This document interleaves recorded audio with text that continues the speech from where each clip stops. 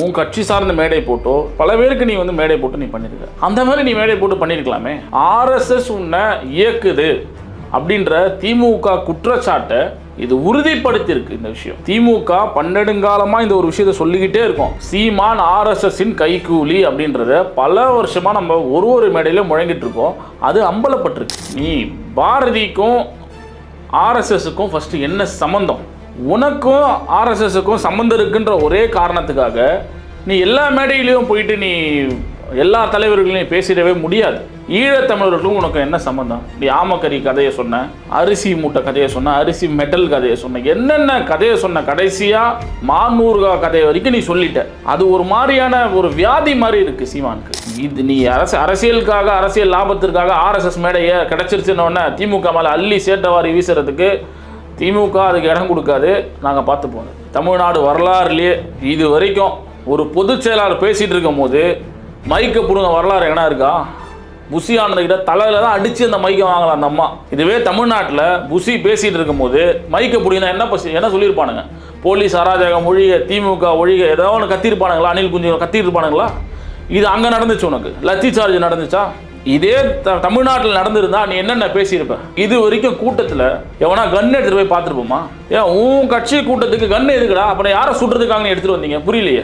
வாகை தமிழ் நேயர்களுக்கு வணக்கம். என்று நம்மோடு நேர்காணல் பேசுவதற்காக திராவிட முன்னேற்ற கழகத்தினுடைய நிர்வாகி திருமிகு தினேஸ்வரன் அவர்கள் நம்மோடு இருக்கிறார். வாருங்கள், அவரோடு பேசலாம். சார் வணக்கம். சார் வணக்கம். நாம் தமிழர் கட்சியினுடைய தலைமை ஒருங்கிணைப்பாளர் திரு சீமான் அவர்கள் மீண்டும் ஒரு சர்ச்சையில் சிக்கியிருக்கிறாரு. என்னன்னா, விஜில் அப்படிங்கிற ஒரு ஆர்எஸ்எஸ்னுடைய அமைப்பு, அந்த அமைப்பில் நடத்தின பாரதியார் பிறந்தநாள் கூட்டத்தில் பங்கெடுத்து பேசியிருந்திருக்கிறாரு. அது பேசினதுக்கு பிறகு ஒரு பெரிய சர்ச்சையாக மாறி, ஒரு ஆர்எஸ்எஸ் மேடையில் ஒரு தமிழ் தேசிய கட்சியை சேர்ந்தவர் பேசுகிறாரு அப்படின்னு ஒரு பெரிய சர்ச்சை போனதுக்கப்புறம் இன்னைக்கு ஒரு விளக்கம் கொடுத்துருக்கிறாரு. என்னன்னா, நான் அந்த கூட்டத்தில் எந்த இடத்துல நான் பேசினேங்கிறது முக்கியம் இல்லை, என்ன பேசினேங்கிறது தான் முக்கியம். பாரதியை பற்றி பேசுறது அப்படிங்கிறது, ஒருவேளை திமுக கூப்பிட்டு பேச சொன்னாலும் நான் அங்கேயும் பேசியிருப்பேன் அப்படின்னு சொல்கிறாரு. எப்படி பார்க்குறீங்க? முதல்ல நீ எங்கே பேசுன, எந்த கருத்து சொன்ன, எந்த இடத்துல சொன்ன, எந்த இடத்துல எதை சொன்னால் என்ன பொருள் வருன்றது வித்தியாசப்படும். ஒரு கருத்தை ஆர்எஸ்எஸ் மேடையில் சொன்னால் ஆர்எஸ்எஸ் கருத்தாக தான் அது வெளியே வரும். அது திமுக மேடையிலையோ மேடையிலையோ சொன்னால் ஒரு கருத்தை அது திகாவோட கருத்தாவோ இல்லை திமுகவோட கருத்தாக தான் அது வெளியில் வரும். நீ ஆர்எஸ்எஸ் மேடையில் ஐயா பாரதி அவர்களை பற்றி பேச வேண்டிய அவசியம் எங்கேருந்து வந்துச்சு? காரணம், நீ தனியாக மேடை போட்டோ, உன் கட்சி சார்ந்த மேடை போட்டோ பல அரசியல் தலைவர்களுக்கோ இல்லை பல முனைவர்களுக்கோ பல பேருக்கு நீ மேடை போட்டு நீ பண்ணியிருக்க. அந்த மாதிரி நீ மேடை போட்டு பண்ணியிருக்கலாமே. இது நீ ஆர்எஸ்எஸ் உன்னை இயக்குது அப்படின்ற திமுக குற்றச்சாட்டை இது உறுதிப்படுத்தியிருக்கு. இந்த விஷயம் திமுக பன்னெடுங்காலமாக இந்த ஒரு விஷயத்தை சொல்லிக்கிட்டே இருக்கும். சீமான் ஆர்எஸ்எஸ்ஸின் கைக்கூலி அப்படின்றத பல வருஷமாக நம்ம ஒரு மேடையில முழங்கிட்டு இருக்கோம். அது அம்பலப்பட்டிருக்கு. நீ பாரதிக்கும் ஆர்எஸ்எஸ்ஸுக்கும் ஃபர்ஸ்ட் என்ன சம்பந்தம்? உனக்கும் ஆர்எஸ்எஸ்ஸுக்கும் சம்மந்தம் இருக்குன்ற ஒரே காரணத்துக்காக நீ எல்லா மேடையிலையும் போயிட்டு நீ எல்லா தலைவர்களையும் பேசிடவே முடியாது. திமுக மேடை உனக்கு வரவேற்பு கொடுத்ததே இல்லையா? திமுக உன்னை கூப்பிட்டதே இல்லையா? பேச சொல்லி கூப்பிட்டது. நீ திமுகவில் தானே வளர்ந்த, திக தானே உன்னை வளர்த்துச்சு.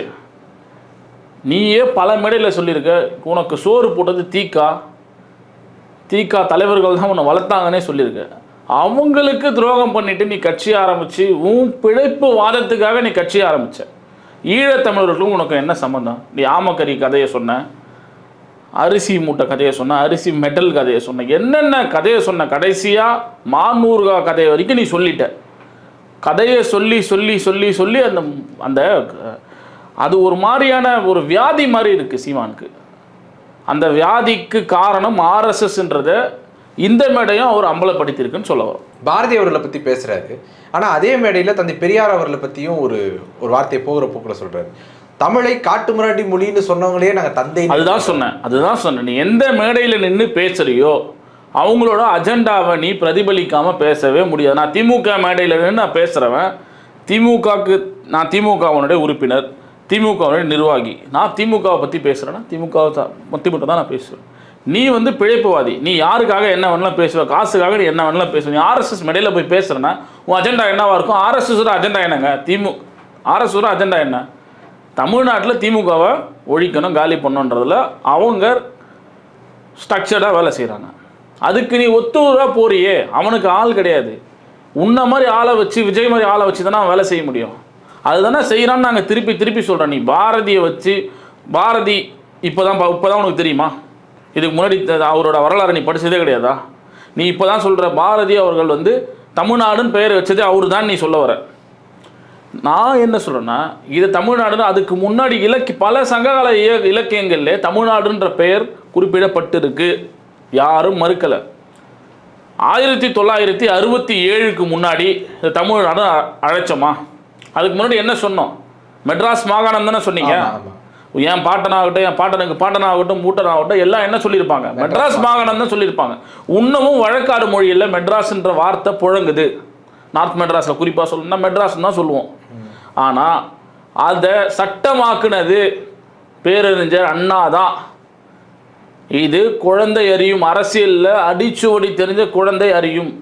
1967ஆம் ஆண்டு இந்த ஜூலை 18ஆம் தேதி இந்த ப்ரப்போசலை கொண்டு வந்து 1969 இது சட்டமாக்கியது திராவிட முன்னேற்ற கழகத்தினுடைய அப்பொழுதைய தலைவராக இருந்த அண்ணா தான் இதை செஞ்சார். அந்த திமிர் எங்களுக்கு எப்பவுமே இருக்கும். அந்த கரையை நீ அழிக்கணும், அதை வந்து ஒரு கரை போட்டு அழிச்சிடணும்னு நீ நினைக்கிறது அவருக்கே இப்போ பேக் ஃபயராக இருக்கின்றது. இப்போ இந்த 2 நாளில் அவர் தெரிஞ்சுக்கிட்டார். இப்போ இன்னொரு விஷயம் சொல்கிறார் சார், என்னென்னா பாஜக வந்து இன்னைக்கு தமிழ்நாட்டில் பெருசாக வளர்ந்து நிற்கிது அப்படின்னா அது காரணமே திமுக தான். ஏன்னா திமுகவினுடைய தலைவரும் முன்னாள் முதல்வருமான திரு கலைஞர் கருணாநிதி அவர்கள் அவர் வந்து ஆர்எஸ்எஸ் நிறைய பாராட்டியெல்லாம் பேசியிருக்கிறாரு அப்படின்லாம் சொல்லி, அப்புறம் எதுக்கு நீங்கள் வந்து சும்மா பாஜக பூந்துரும் அப்படின்னு சொல்லி ஏமாத்துறீங்க அப்படின்னு ஒரு கேள்வி கேட்குறாரு. எப்படி பார்க்குறீங்க? இது வந்து நாங்கள் ஆல்ரெடி நிறைய மேடையில் பேசிட்டோம். திமுக பாஜகவுடன் கூட்டணி வச்சது 97-98 கூட்டணி வச்சது யாரும் இல்லைன்னு மறுக்கவே இல்லை. ஆனால் எப்படி கூட்டணி வச்சோம்? இப்போ ஏடிஎம்கே வந்து பிஜேபிக்கு கூட அடிமை மாதிரி போயிட்டு ஐயா நீங்கள் சொல்லுங்கள் எஜமான்ற மாதிரி கூட்டணி வச்சாங்களா? காமன் மினிமம் ப்ரோக்ராம்னு ஒரு விஷயத்தை கொண்டு வந்து ஒரு புரிந்துணர்வு ஒப்பந்தம் போட்டு அப்போ கூட்டணி வச்ச டைமில் அப்போ இருந்த பிஜேபி அத்வானி ஆகட்டும், வாஜ்பாய் ஆகட்டும், அப்போ இருந்த முன்னணி பிஜேபி தலைவர் யாரேனும் ஒரு சான்று நீங்கள் இப்போ கூட காட்டுங்க எடுத்து, அயோத்தியை பற்றியோ முஸ்லீம் வெறுப்பு பிரச்சாரமோ தமிழ்நாட்டில் வந்து தமிழ்நாட்டுக்கு கொள்கைகளுக்கு எதிராக இருக்கிற எந்த விஷயத்தையும் அந்த டைமில் அவங்க பேசலை. ஆனால் இப்போ அப்படி செய்கிறாங்களா? இப்போ அப்படி நடக்குதா? கிடையாது. நான் என்ன கேட்குறேங்க, சீமான் ஆர்எஸ்எஸ் மேடையில் இது வரைக்கும் ஏறினதே கிடையாதா? இப்போயே ஒரு மேடை ஏறிட்டு, இதுக்கு முன்னாடி பல மேடை கள்ளத்தனமாக நீ ஏறி இருக்க. பிஜேபிக்காக மகாராஷ்டிராவில் போய் பிரச்சாரம் பண்ணேன். திமுக காரனா போய் பிரச்சாரம் பண்ணிட்டு இருக்கான் பிஜேபிக்கு. தமிழருக்காக நான் ஓட்டு கேட்டேன்னு சொல்றாரு அவர். ஏங்க தமிழருக்காக நீ ஓட்டு கேட்ட நீ சொல்ற ஒரு கேப்டனுக்காக நீ யாரை ஆதரிக்கிற? எந்த சித்தாந்தத்தை ஆதரிக்கிற? நான் வந்து எந்த இடத்துல இருக்கணுன்றதை நான் தானே முடிவு பண்ணேன். நீ ஆதரிக்கிறது சித்தாந்தம், ஒரு தனிநபரை நீ சொல்லவே கூடாது. நீ ஒரு சித்தாந்தத்தை ஆதரித்து அந்த சித்தாந்தத்தை வெற்றி பெற செய்ய இன்னொரு எதிர் சித்தாந்தத்தை அழிக்கிறதுக்காக நீ வேலையை செய்கிற. கரெக்டுங்களா? அந்த வேலையை சீமான் இப்போ இல்லை, பல நெடுங்காலமாக அவர் கட்சி ஆரம்பித்ததுலேருந்தே ஆர்எஸ்எஸ் உடைய வளர்ப்பாக தான் அவர் வேலை செஞ்சுக்கிட்டு இருக்காருன்றது இந்த விஷயத்தில் அம்பலப்பட்டிருக்கு. இதுக்கு முன்னாடி சீமானுடைய மேடையில் சீமான் பேச்சாளர்களோ இல்லை சீமான் கட்சியில் இருக்கவங்களோ ஆர்எஸ்எஸ்க்கும் எந்த தொடர்பும் இல்லை அப்படின்னு சொல்லிட்டு தனிநிலை விளக்கமோ இல்லை டிக்ளரேஷனை கொடுக்க முடியுமா? அந்த கட்சியில் இருக்க பல பேர் ஆர்எஸ்எஸ் மேடையில் காளியம்மாள்னு ஒருத்தவங்க இருந்தாங்க, இதுக்கு முன்னாடி இருந்தாங்க.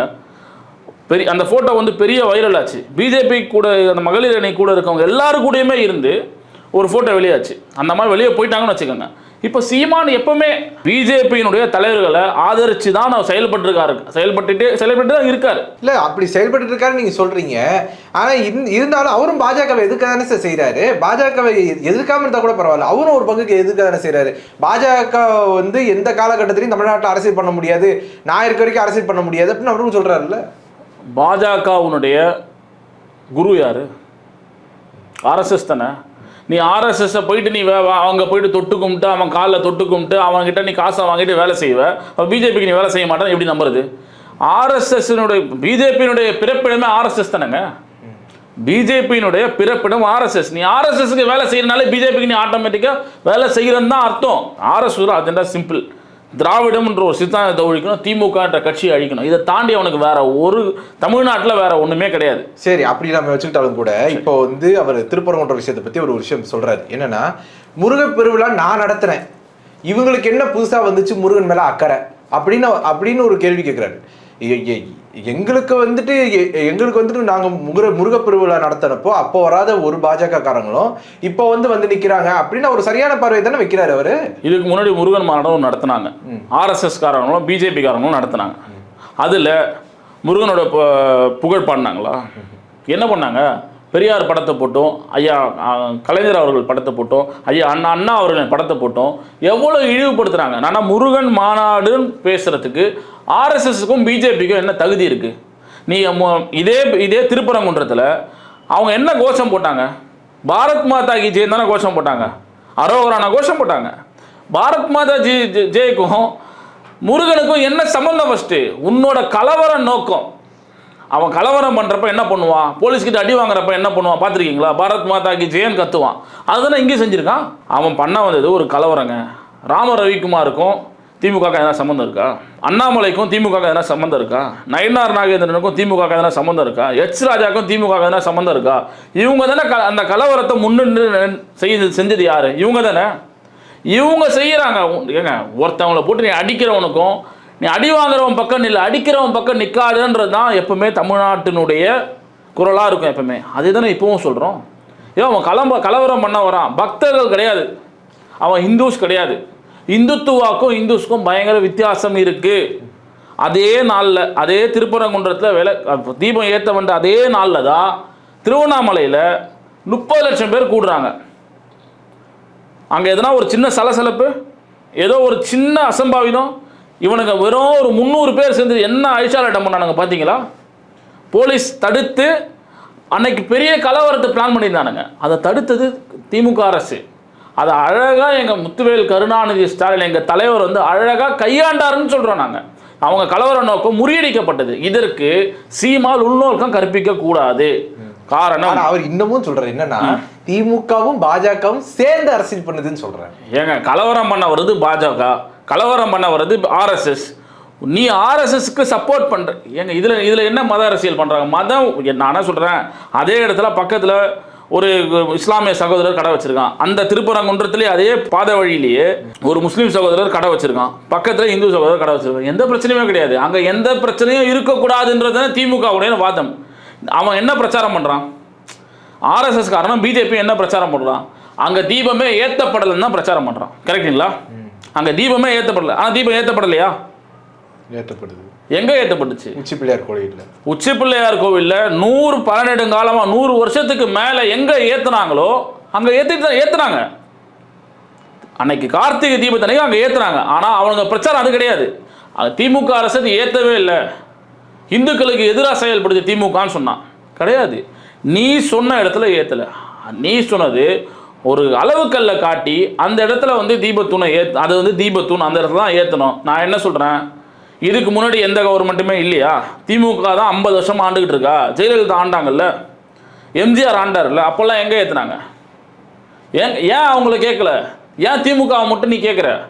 நீ ஒரு பிராண்ட் பண்ண நினைக்கிற. திமுகவை இந்துக்களுக்கு எதிரின்னு பிராண்ட் பண்ண நினைக்கிற. தமிழ்நாட்டில் இது ஒருபோதும் இவங்களுடைய நாடகம் ஒருபோதும் தமிழ்நாட்டில் எடுபடாது. அதுக்கு இந்த விஷயம் பெரிய சாட்சி. நீ மக்களை இன்னைக்கு போய் ஃபுல்லாக திசை திருப்புறாங்க. திருப்பரங்குன்றத்தில் எல்லாரும் வந்து விளக்கு ஏற்றுங்க, விளக்கு ஏற்றுன்னு ஒரு அம்மா கிட்ட சொல்கிறாங்க. ஆர்எஸ்எஸ்காரன் என்ன சொல்லி ஏற்ற சொல்கிறான்னா, அவங்க தீபமே ஏற்றல, நம்ம கடையில் ஏற்றி நம்ம எதிர்ப்பை தெரிவிக்கிறோம். அங்கே ஏற்றிருக்கான்றதே சொல்லலை. தீபத்தூணில் ஏற்றலை, அங்கே ஏற்றிட்டாங்க. உச்சி பிள்ளையார் கோயிலில் ஏற்றிட்டாங்கன்றதே அவங்களுக்கு தகவலாக சொல்லாமல் அவங்கள மடைமாற்றி ஒரு 2 மதத்தினருக்கும் ஒரு பிளவை ஏற்படுத்தி நீ அதில் குளிர்காயணும்னு நினைக்கிறேன். அதுக்கு சீமான் எப்படி ஒத்து ஊதுறாருன்றது உனக்கு அதே உன் கட்சியிலையும் இஸ்லாமிய சகோதரர்கள் பல பேர் இருக்காங்க. அப்போ உனக்கு அவங்களோட மத நல்லிக்கணம் தேவைப்படாதா? திருப்பரங்குன்றத்துக்கு நீ போக மாட்டியா? மேலே போய் இந்த வாபரை நீ தொழுவ மாட்டியா? ஏங்க, அங்கே நாகூர் போகிறோம், வேளாங்கண்ணி போகிறோம், எல்லாரையும் பார்த்துட்டு தானேங்க போகிறோம். இதுதாங்க தமிழ்நாடு. என்னோட பேர் தினேஷ் வேலனுங்க. முருகர் பேர் கொண்டு வந்தால் நான் வந்து இதே என் குழந்தைக்கு உடம்பு சரியில்லை, என் அக்கா பிள்ளைக்கு உடம்பு சரியில்லைனாலோ போய் மசூதியில் போய் ஊதுவோம். இது ஒரு வழக்கம் தான் வட சென்னையில். தர்கால போகிறது பள்ளிவாசல் எல்லாருக்கும் அது வழக்கம் தாங்க. இதை வந்து நீ இப்படி இருக்கிற தமிழ்நாட்டை சூறையாடணும், ரத்த கிளறையாகணுன்றது தான் பாஜகவுடைய நோக்கம். அதை ஒருபோதும் தமிழ்நாடு அனுமதிக்காது. எங்கள் தலைவர் ஒருபோதும் அனுமதிக்க மாட்டார். சீமான் இந்த மாதிரியான ட்ராப்ல போயிட்டு மாட்டிக்கிறாருன்றது தான் எங்களோட வருத்தமும் கூட. இன்னொன்று, திமுகவினுடைய செயல்பாடுகளை பற்றி ஒரு விமர்சனம் வைக்கிறாரு. என்னன்னா, மகளிருக்கான உரிமை தொகையை வந்துட்டு தேர்தல் நேரத்தில் அதிகமாக கொடுக்குறாங்க, உங்களுக்கு என்ன தேர்தல் நேரத்தில் தான் அதிகப்படியான பாசம் எங்கள் மேலே வருமா அப்படிங்கிற மாதிரி ஒரு கேள்வியை முன்வைக்கிறாரு. இன்னொரு பக்கம் சொத்து வரி இன்னைக்கு அதிகமாக உயர்ந்துருச்சு, மின்சார கட்டணம் அதிகமாக உயர்ந்துருச்சு அப்படின்னு பல குற்றச்சாட்டுகளை திமுக அரசு மேலே வைக்கிறாரு. அதை எப்படி பார்க்குறீங்க? அவருக்கு இப்போ தேர்தல் வந்துருச்சு, தமிழ்நாட்டில் தேர்தல் வந்துருச்சு, அவருக்கும் கலெக்ஷன் பண்ணுறதுக்கான நேரம் வந்துருச்சு. போன எலெக்ஷனில் அவர் என்ன பண்ணார்? அவரை நம்ம விமர்சிக்கவே ஆரம்பிக்கலை, அவராக வந்து மாட்டிக்கிட்டாரு. போன எலெக்ஷனில் அவர் என்ன பண்ணார்? நிறைய வீடியோஸ் அண்ட் ஆடியோஸ் வந்துச்சு. பெண் வேட்பாளர்களை போட்டு என்ன பண்ணார் சொல்லுங்கள், நீங்கள் தாங்க சொல்லணும். என்ன பண்ணார்? ஒரு இடத்துல வீக்கான பெண் வேட்பாளர்களை போட்டு நான் வீக்கான கேண்டிடேட் போடுறேன்னு சொல்லிட்டு ஏடிஎம் கிட்ட காசு வாங்கினது எவ்வளோ ஆடியோ வந்துச்சு? அதுக்கு பதில் சொன்னாரா சீமான்? ஏன் அவருக்கு எலெக்ஷன் வந்துட்டாலே அவரை கையில் பிடிக்க முடியாது, சின்ராசை கையிலேயே பிடிக்க முடியாதுன்ற மாதிரி அவரை கையில் பிடிக்க முடியாது. இவ்வளோ நாள் உனக்கு அந்த சொத்து வரி தெரியலையா? இவ்வளோ நாள் பெண்களுக்கு வந்து நம்ம மகளிர் உரிமை தொகை தரலையா? இது மகளிர் விடியல் பயணம் இப்போ தான் ஆரம்பித்தோமா? நேற்று ஆரம்பித்தோமா? பஸ் கட்டணம் உயர்ந்துருச்சுங்கிறாரு. மகளிர் விடியல் பயணம் இப்போ எலெக்ஷன் இப்போ நேற்று தான் ஆரம்பித்தோமா? மகளிர் உரிமை தொகை நேற்று தான் கொடுத்தோமா? ஏங்க 2-3 வருஷமாக கொடுத்துக்கிட்டு இருக்கோம். வராதவங்களுக்கு, மிஸ் ஆனவங்களுக்கு ரெஃப்ரெஷ் பண்ணி திருப்பி கொடுக்குறாங்க. இதில் உனக்கு என்ன பிரச்சனை? நீ திரள் நிதி வாங்குற, உன் வயிறு வளத்துக்கு நீ திரள் நிதி வாங்குற, யாருன்னா கேள்வி கேட்குறோமா? அப்படி திரள் நிதி வாங்குறேன்னு சொல்றீங்க, நீங்க வேற வயிறு வளர்க்குறான்னு சொல்றீங்க. வேற அவரே தானே சொல்கிறார், நான் திரள் நிதி வாங்கி தான் என்னை வந்து நான் வீடு வாடகை என்னோட தோழர்கள் என்னோட தம்பிகள் தான் கட்டாங்கன்னு அவரு தானே சொன்னார். நாங்களா சொன்னோம்? என் டீசல் போகிறது கொண்டு என் தம்பிகள் தான் சொன்னார். அதை என்ன சொல்லுவீங்க? இப்போ அவரே சொன்னார், திரள் நிதி தானே சொல்கிறாரு. இது அவரை வந்து எலெக்ஷன் வந்துருச்சு, அதுக்காக இப்போ எல்லாரையும் ஒரு சுற்றி கலெக்ஷன் பண்ணுறதுக்கான வேலையை ஆரம்பிச்சிட்டார். இந்த மாதிரியான குற்றச்சாட்டுகள்லாம் எங்களோட செயல்பாடுகள் மூலயமா நாங்கள் வந்து மக்கள் மத்தியில் நிரூபித்து காட்டுவோம். ஏங்க, மகளிருக்கு 1000 இந்த விஷயத்தை நம்ம திருப்பி சொல்கிறோன்னா, அவங்களுக்கு அதை வாங்குறவங்க கிட்ட போய் நீங்கள் கேளுங்க. நீ ஏசி ரூமில் உட்காந்துக்கிட்டு 2 கார் வச்சுக்கிட்டு அவங்ககிட்ட போய் நீ கேட்டால் அதோட அருமை தெரியாது.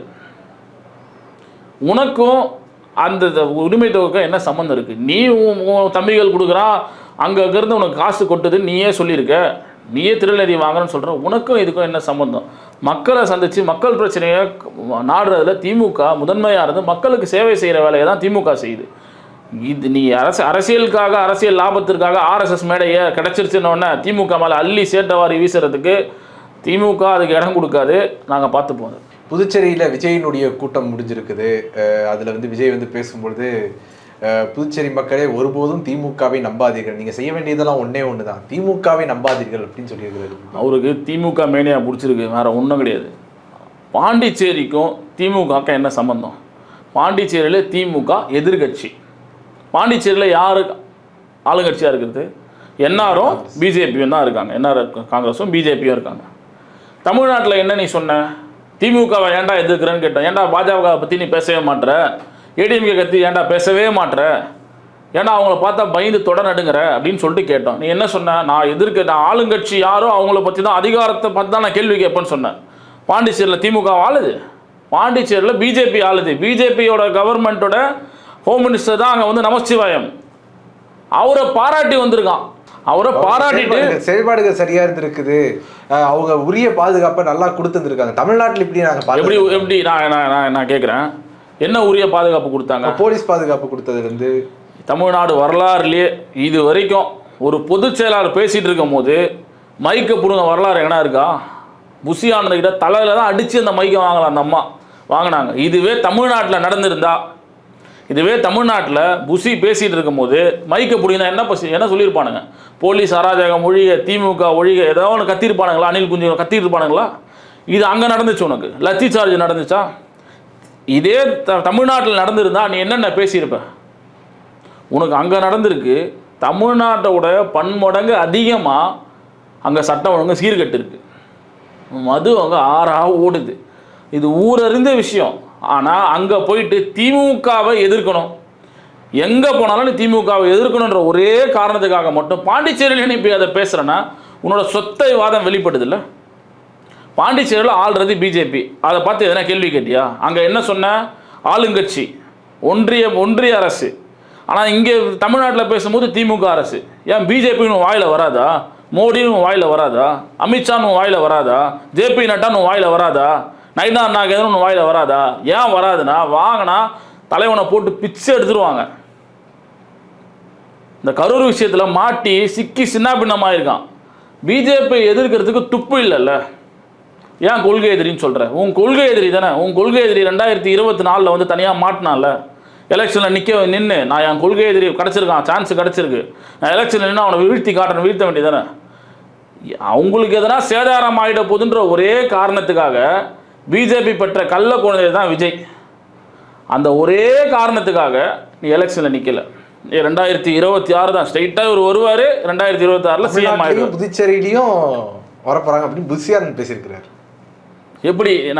நான் கேட்குறேன், அங்கே வந்து பிஜேபி என்ஆர் வந்து கூட்டணி, நீ பிஜேபியோட வளர்ப்பு, நீ அங்கே போய் சிஎம் ஆகணும்னா இப்போ என்ஆரை வந்து காலி பண்ணிடணும். அங்கே வந்து நமச்சிவாய் தான் பிஜேபியோட கேண்டிடேட்னு வச்சுப்போம், அவரையும் காலி பண்ணிட்டு நீ ஆயிடணும். சார், உன்னோட கட்சி கூட்டத்துக்கு போலீஸை கையை கடிக்கிறான் சார். அதை பார்க்க மாட்டார் புஷி. நான் என்ன கேட்குறேன், இது வரைக்கும் நம்மளும் எவ்வளோ அரசியல் கூட்டங்களை பார்த்துருப்போம், என் வயசுக்கும் பார்த்துருப்போம், இப்போ என்னோட அப்பாவும் அந்த தலைமுறையில் தான் பார்த்துருப்பாங்க. இது வரைக்கும் கூட்டத்தில் எவனா கன் எடுத்துகிட்டு போய் பார்த்துருப்போமா? ஏன் உன் கட்சி கூட்டத்துக்கு கன் எதுக்குடா? அப்புறம் யாரை சுடுறதுக்காக எடுத்துகிட்டு வந்தீங்க? புரியலையே. உன் கட்சி அங்கே இருக்கிறது உன்னோட தொண்டர்கள் மட்டும்தான், பொதுமக்கள் அங்கே வரல. நீ பாஸ் கொடுக்குற, பாஸ் வந்து உன் கட்சிக்காரர்கள் மட்டும்தான் நீ கொடுப்ப, பொதுமக்களுக்கு நீ கொடுக்க முடியாது. கரெக்டுங்களா? உன் கட்சிக்காரன் மட்டும்தான் வரான். ஒருத்தன் கன் எடுத்துகிட்டு வரான், எதுக்கு வரான்? என்ன காரணத்துக்காக வரான்? நீ அதை எப்படி அலோவ் பண்ணுற? அதை வந்து எப்படி நியாயப்படுத்துகிற? இதெல்லாம் வந்து புதுசாக இருக்குது. இதெல்லாம் வந்து மக்கள் பார்த்து விஜய் வந்து தமிழ்நாட்டுக்கு புது அரசியலை கொடுக்க போகிறேன்னு சொல்கிறார். புது அரசியலை கொடுக்க போகிறேன்னு சொல்கிறவர், அவர் கொள்கை தலைவராக வச்சுருந்தா பெரியாரை வச்சுருந்தார், காமராஜர் ஐயா வச்சுருந்தார், ஒரு 5 தலைவர்களை வச்சுருந்தார். தேவையானப்போ இப்போ அடுத்த கூட்டத்தில் வந்து பேரறிஞர் அண்ணாவையும் சேர்த்துக்கிட்டார், எம்ஜி ராமச்சந்திரனையும் சேர்த்துக்கிட்டார். நீ கொள்கை தலைவராக பெரியாரை வச்சுருக்க, கவினோட ஆணவ படுகொலைக்கும் ஏன் வாய் திறக்கல? திருப்பரங்குன்றத்தில் பத்தி எரியுது, ஆர்எஸ்எஸ் கலவரம் பண்ண துடிக்கிறான். திமுகவும் பாஜகவும் சேர்ந்து அரசியல் பண்ணுதுன்னு அவர் நீங்க வாயே திறக்கலங்க. விஜய் வாயே திறக்கல. சீமான் சொன்ன வார்த்தையை நீங்க சொல்றீங்க. சீமான் சொன்ன வார்த்தை அதான். அதே சமயம் தாவேக்காவை சம்பந்தப்பட்டவங்களும் விஜய் சொல்றாங்க. விஜய் ஏன் வாய் திறக்கல? இதுவே திமுக ஒரு விஷயம் பண்ணியிருந்தா முன்னாடி வந்து பேசுற விஜய் திருப்பரங்குன்ற விஷயத்துல ஏன் பேசல? ஏன்னா அது பிஜேபி சம்பந்தப்பட்டிருக்கின்ற ஒரே காரணத்தினால நீ பேசல. இவரோட கவினோட ஆணவ படுகொலை விஷயத்தில் நீ ஏன் பேசல? மற்ற விஷயத்தெல்லாம் பேசுறல, இதெல்லாம் ஏன் பேசல? நீ கொள்கை தலைவராக பெரியாரை வச்சுக்கிட்டு ஒரு ஆணவ படுகொலைக்கு நீ வாய் திறக்கலைன்னா உன்னோட கள்ள மௌனம் பிஜேபியின் பக்கம் நிற்குதுன்றது தெரியுதுல்ல? தெரியுதா? இதில் அம்பலப்பட்டு ஒரு விஷயத்துலையும் அம்பலப்பட்டு போகிறார் விஜய். அதை தாண்டி நம்ம விஜய் நம்ம அவரு தான் டைரக்ட் பண்ணுறாங்கன்றத இந்த விஷயத்தை நம்ம சொல்கிறோம். நான் என்ன சொல்கிறேன், அதையும் தாண்டி நீ அதுக்கெலாம் சரி, அதுக்கு வாய் திறக்கல, கவின் ஆணவ படுகொலைக்கு வாய் திறக்கல, நீ வந்து திருப்பரங்குன்றத்தில் வாய் திறக்கல. ஒரு கட்சியில் மாவட்ட செயலாளர் கூட்டம் நடக்குதுங்க, அந்த கூட்டத்துக்கு ஒரு கட்சியினுடைய தலைவர் இல்லை. இது வரைக்கும் நம்ம பார்த்துருக்கோமா? எவ்வளோ நம்ம தமிழ்நாட்டில் எவ்வளோ கணக்கெடுக்காத கட்சிகள் இருக்குது. அந்த கட்சியில் ஒரு மாவட்ட செயலாளர் கூட்டம் நடக்கும்போது கட்சியினுடைய தலைவர் இல்லாமல் ஒரு மாவட்ட செயலாளர் கூட்டம் நடக்குது. இப்போ அவர் எங்கே போயிருக்காரு? இன்ப சுற்றுலா போயிருக்காரு. பொதுச்செயலர் இருக்காங்க, அவங்க பார்த்துக்க மாட்டாங்க. ஏங்க, ஒரு கட்சியினுடைய தலைவர் இல்லை, நீ மாவட்ட செயலாளராக பார்க்க மாட்டேன். மக்களை செத்து போனால் உன்னை பார்க்க வந்து 41 பேர் செத்து போனால் அவனை போய் பார்க்க மாட்டேன். ஆணவ படுகொலை நடக்குது, அதை பற்றி நீ பேச மாட்டேன். கலவரம் பண்ண வர ஆர்எஸ்எஸ், அதை பற்றி நீ பேச மாட்டேன். ஆனால் நீ எங்கே போயிருக்க? ஒரு நடிகர் இன்ப சுற்றுலா போயிருக்க. தமிழ்நாடு மக்கள் பார்த்து தெரிஞ்சுக்கிட்டோம். இப்படியாப்பட்ட தலைவர்களை ஆதரித்து நீ என்ன சாதிக்க போறீங்கன்றத அந்த சின்ன பசங்க நினைச்சு வருத்தமாக இருக்குது. ஒரு டைம் நம்ம இது மாதிரி கத்தி பேசுறதுக்கோ ஆதங்கப்படுறதுக்கோ அந்த சின்ன பசங்களை நினச்சி வருத்தமாக இருக்கும். உன் தலைவர் உன் பக்கம் நிற்கலடா, உனக்காக நிற்கலை, உன் கட்சிக்காரனுக்காக நிற்கலை. உன் கட்சிக்காரன் ஆக்சிடென்ட்டில் செத்து போனால் கூட வராதவன் இப்போ கோவாவுக்கு யார் கூட போயிருக்கான்? அதை பார்த்து நீ தெரிஞ்சுக்கோ. உங்களுடைய நேரத்தை ஒதுக்கி எங்களோட கருத்துக்களை பகிர்ந்தமைக்கு நன்றி சார். நன்றி.